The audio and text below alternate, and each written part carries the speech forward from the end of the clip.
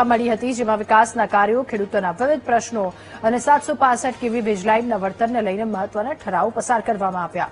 જિલ્લા પંચાયત પ્રમુખના અધ્યક્ષસ્થાને યોજાયેલી આ બેઠકમાં જિલ્લાના વિકાસને વેગ આપવા અને ખેડૂતોના હિતની રક્ષા માટે અનેક મુદ્દા પર વિસ્તૃત ચર્ચા થઈ.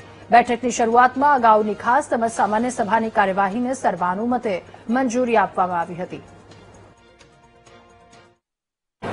આજે સામાન્ય સભામાં એવી રચના કરવામાં આવી છે સમિતિની, અલગ અલગ કમિટીની, કે અમે હરીમરીને કામ કરશું અને મોરબી ને નંબર 1 લેવાની કોશિશ કરશું.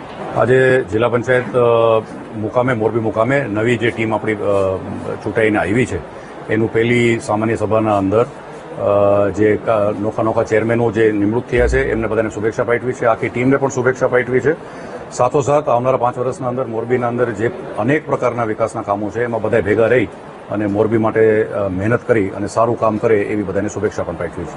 વીજ લાઇનનો પ્રશ્ન જે સામાન્ય સભામાં મૂકવામાં આજે આવ્યો હતો એને સર્વાનુમતિથી રાજ્ય સરકાર પાસે મોકલી અને આનો યોગ્ય જે વળતરનો જે પ્રશ્ન મૂકવામાં આવ્યો હતો એનો યોગ્ય નિર્ણય સરકાર ભેગી રહીને લે એ પ્રકારની પ્રસ્તાવ મૂકવામાં આવ્યો હતો અને એમાં સર્વાનુમતિથી બધાએ હાથ ઉપર કરી અને આ વિષયને પાસ કરાવીને ઉપર સુધી મોકલાવ્યો છે.